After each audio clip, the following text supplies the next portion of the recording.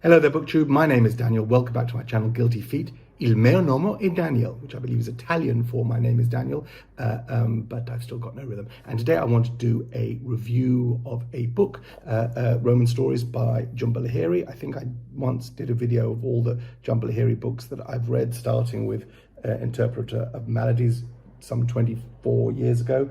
I've also read Ties by Domenico Starnone, which is a book written in Italian, which she translated into English. And for those of you who haven't been following Ms. Lahiri's career, in the last few years, or at least the last couple of books she's published, she's written them in Italian and either translated them herself, or in this instance, Roman Stories, some of this is a short story collection, some of them are translated by Ms. Lahiri and some by Todd Portnowitz.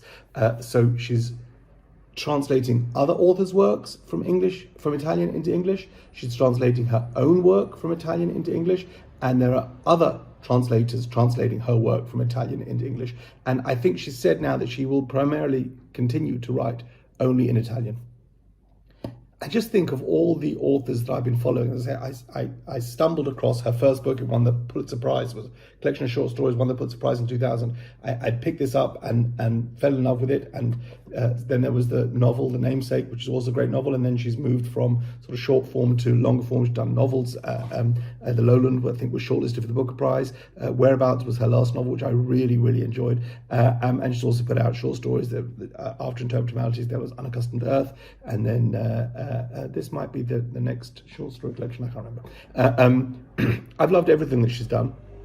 From the very beginning, there was something, for me, very compelling about Interpreter of Maladies. She was writing as, these are stories of immigrants, stories of aliens who find themselves in cultures which are not theirs, and everything is viewed with this kind of displacement, this dispassionate look at, well, I am not of this world, and I come to look at it, and I come to comment it, and how the world accepts me and how I integrate into the world. This has always been very much what she has been writing about as a first-generation child of immigrants, and her experience and going through life in that way. The Namesake is about that, it's a thread running through all her writing. I think adding a layer of alienation, so that now she's not only not writing in English, she's writing in Italian, which I'm then having to read translated in English, so that this sense of being further alienated from the culture to which you are addressing, I think is so significant and so powerfully aligned with her theme and how she's always faced the world. Many readers might find Lahiri a little cold. In fact, I don't think it's cold. I think there is an enormous amount of warmth there. It's just sort of questioning, am I part of this? And if I'm not part of this, how do I experience this the way other people do? And then addressing every aspect of one's interaction with the world, instead of just looking at the interaction and talking through it, but addressing how we interact and what I'm part of. And this continues. This is very much the heart of Roman Stories. So these are stories all set in and around Rome. And to some degree, it took me a while in each one to remember that the narrator or the POV character was of Indian descent. It's so I or we or whoever is being written about, and then we're slowly revealed that they are in some ways alien to the culture which they're now in.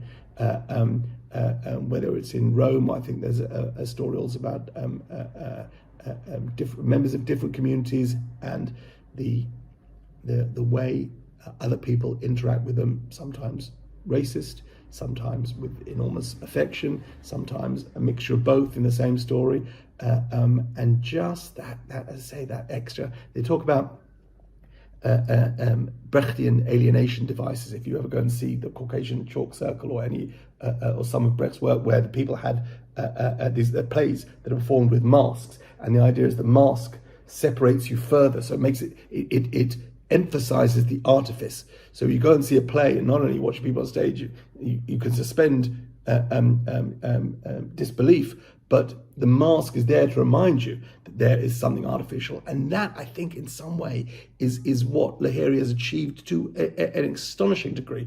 I just think it's an extraordinary progression of her career that I'm really, of all the authors that I've read over time and that I've been reading for 25, 30 years, I think this is one of the most interesting careers. These short stories, if you love Lahiri, these short stories will not disappoint. There's a richness there, even in amongst that sense of do I belong? Where's my place? Moving around.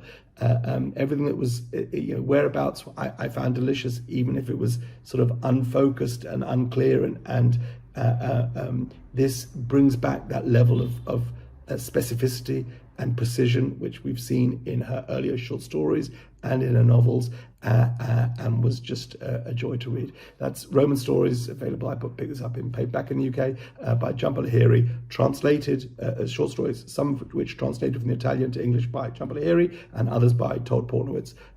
Highly recommended. Roman Stories by Jhumpa Lahiri. Take care. God bless. Bye.